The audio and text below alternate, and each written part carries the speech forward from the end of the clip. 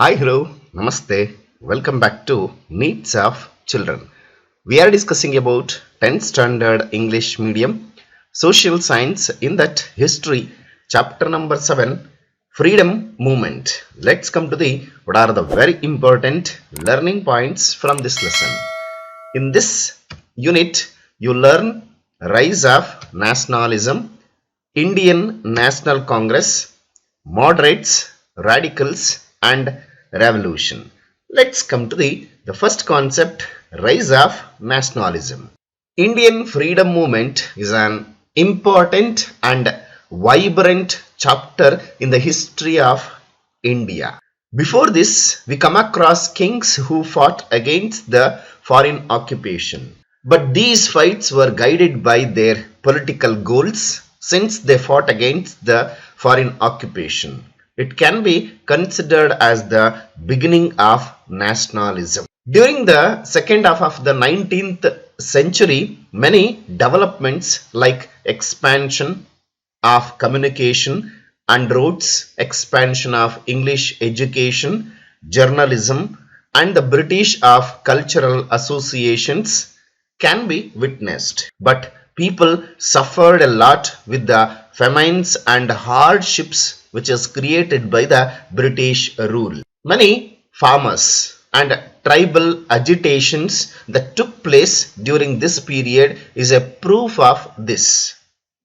Indians who suffered in the hands of East India Company put up a strong resistance in the form of First War of Indian Independence in 1857. So that about we have discussed in the what are the strong resistance against the British put by our Indian freedom movements or freedom fighters. The farmers and tribal agitations movement picture, and here it is a great tribal hero of Bharat during British rule named called as Birsa Munda. So these are some of the images, the fight against the British. As a result, it ended the rule of East India Company in the year 1858 and started the rule of Queen of England in 1858. With Implementation Act of 1861, the participation of Indians in the legislation process was urged in. As a result of these, the educated youth started sharing idea of nationalism with ordinary people. Nationalism found its root as a concentrate concept. Indian National Congress is the institutional expression of this. Let's come to the Indian National Congress. So the first war of Indian independence in 1857 led to the development of political awakening in India. Many educated youth provided leadership to various associations which had nationalistic outlook. Among them, the Hindu Mela, All Indian Association, Poona Public Sabha, the Indian Association are very important. Newspapers opposed the stance of the government during the reign of Lord Lytton. Vernacular Press Act was implemented to curb the independence of independent press. All these developments inevitably led to the establishment of the Indian National Congress.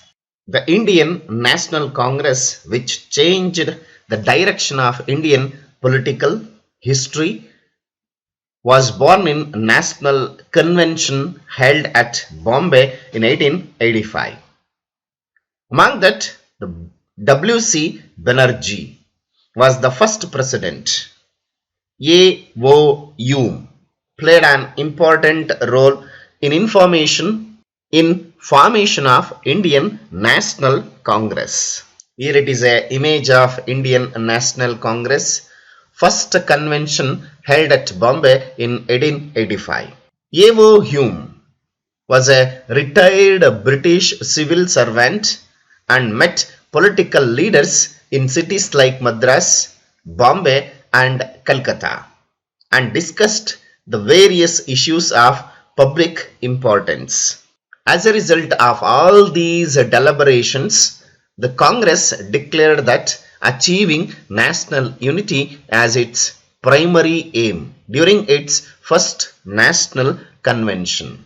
It thrived to achieve unity among the diverse cultural and social parts of India.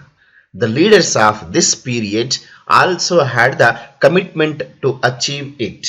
Main objects of Indian National Congress, among that newspapers were published in vernacular language and enabled discussion on various social issues. Vernacular, nothing but regional languages, local language. As a result, various political issues reached the people. The British employed divide and rule policy to break the unity emerging among the people with development of nationalism. On the other hand, they started implementing strategies to cause disunity among Hindus and Muslims. Still, the Indian National Congress continued with its focus on creating unity among Indians. During the later part of 19th century, differences of opinions arose in the Indian National Congress. Due to their differences in ideology, beliefs and execution styles, they are identified as moderates and radicals. So let's come to the who are those moderates and who are those radicals. Among that moderates, traditionally the first 20 years of Indian National Congress is called as the age of moderates. Among that, W.C. Banerjee, M.G. Ranade, Surendranath Banerjee, Dadabhai Naoroji, Gopala Krishna Gokhale were the major moderate leaders. So here it is, the important moderates images: W.C. Banerjee, M.G. Ranade, Surendranath Banerjee, Dadabhai Naoroji, Gopala Krishna Gokhale are the important moderates. The demands of moderates. Moderates had faith in the rule of British and judiciary. They used to table their demands with the framework of the constitution through prayers and requests. They tried to bring in political awareness among the people. They organized public meetings, discussed various burning issues and submitted memorandums to the government. Demands of moderates. They submitted memorandums demanding cutting down of military expenditure. So here the demands are nothing but they are requesting to British government cutting down of military expenditure, development of Indian industries, providing good education and programs for poverty alleviation. So moderates were first to study the ill effects of the British rule on India. So they are the first, they study about the ill effects of the British rule on India. Dadabhai Naoroji in his work name called as drain theory. Even moderates explained the drain of resources of India into England through scientific statistics. Among that, Dadabhai Naoroji called it as drain theory. By increasing the import and reducing the export, the British facilitated the draining out of the previous Indian resources into India. According to in his concept, Dadabhai Naoroji drain theory is explaining increasing import, reducing export. British facilitated the draining out of precious Indian resources into India. Dadabhai Naoroji, R.C. Datta, to published books explaining the draining of Indian resources into England. The period of moderates is called as the age of liberal nationalism. The period between 1885 and 1905 is called as the age of moderates. So that's it about today's session. I hope you have understood till now what we are discussed. In case if you having any doubts related to the concept of till now what we are discussed, you can comment in the comment box. I will solve your doubts and I will come back with the next video. Until, keep watching my channel. Thank you. Have a nice day. See you in the next session. Bye bye. Take care.